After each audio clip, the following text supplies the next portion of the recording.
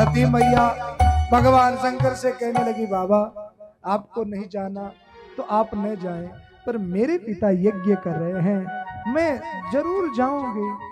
भगवान सती शंकर जी से आशीर्वाद लेकर के चरण पखार करके सती मैया अपने पिता के यज्ञ में गई है। और सती मैया जब यज्ञ में पधारी है, भगवान शंकर को पता है कि अब क्या होने वाला है। सती आज पिता के यज्ञ में आई, आकर के अपने पिता के यज्ञ में सती मैया ने देखा। पिता के भवन में जब सती आई है, सारी बहिनें, जवाई, दामाद, रिश्तेदार, सारे ऋषि मुनि महात्मा सब आए हुए हैं। और तुलसीदास जी ने एक बहुत सुंदर बात यहाँ लिखी है, सती का आगमन जब हुआ तो बहुत सारी उनकी बहनें भी आई हुई है। और बहनें जब सती से मिली है तो कैसे मिली? बोले भगिनी मिली बहुत मुस्काता। बहनें कैसे मिली है? किसी का अपमान हुआ हो, उसको बुलाया न गया हो, और वो जब इस सभा में आ जावे तो तरीका तो ये होता है कि उसके दुख को कुछ कम किया जाए। पर यहां बहनों ने क्या किया? बोले सती की बहनें मिली मुस्काता, वो मुस्का करके मिली है, हंसती हुई मिली है।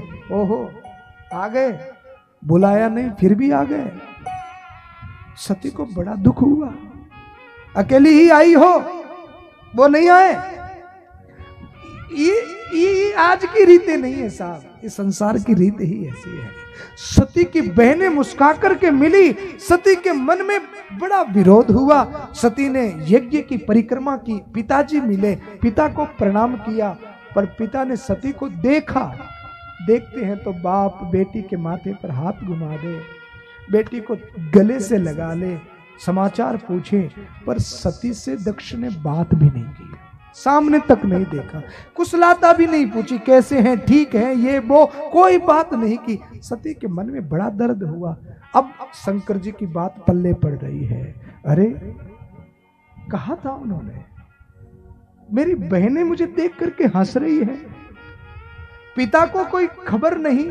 सती ने यज्ञ की परिक्रमा की और घूमते घूमते सती ने देख लिया सब लोगों का आसन लगा हुआ है, सब लोगों को बुलाया गया, ब्रह्मा विष्णु इंद्र का भी आसन है, सारे ऋषि मुनि संतों का आसन है। सती ने देखा अरुद्र भागा, शंकर जी का कहीं आसन ही नहीं है, शिवरंजनी लगाए।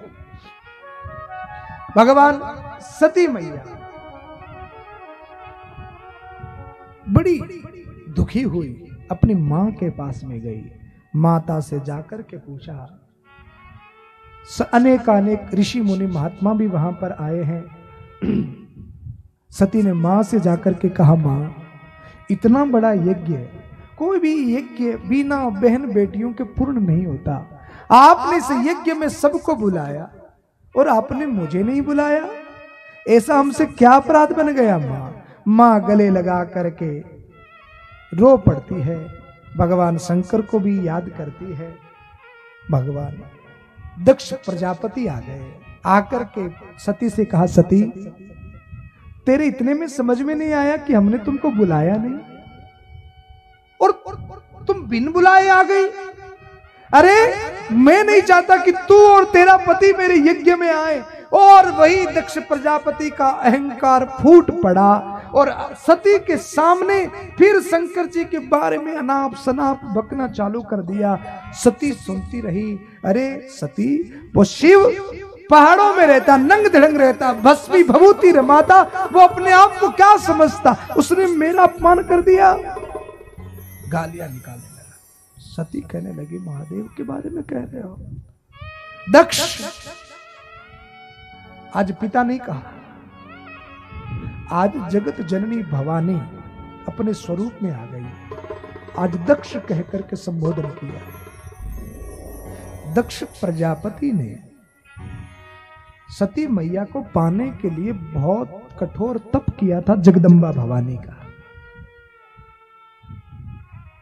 जब दक्ष प्रजापति ने जगदम्बा का दर्शन किया तो जगदम्बा ने दक्ष प्रजापति से कहा कि क्या चाहिए? तो दक्ष प्रजापति ने कहा, मां पुत्री चाहिए। कैसी चाहिए? बोले तुम्हारी जैसी चाहिए। तो जगदम्बा पुत्री बन करके आई। पर जगदम्बा ने दक्ष प्रजापति से कहा था कि प्रजापति मैं तेरे घर बेटी बनकर के तो आऊंगी, पर जिस दिन तुमने मेरा अपमान कर दिया उस दिन मैं चली जाऊंगी। और आज दक्ष प्रजापति उस बात को भूल बैठा। दक्ष प्रजापति ने अपमान कर दिया।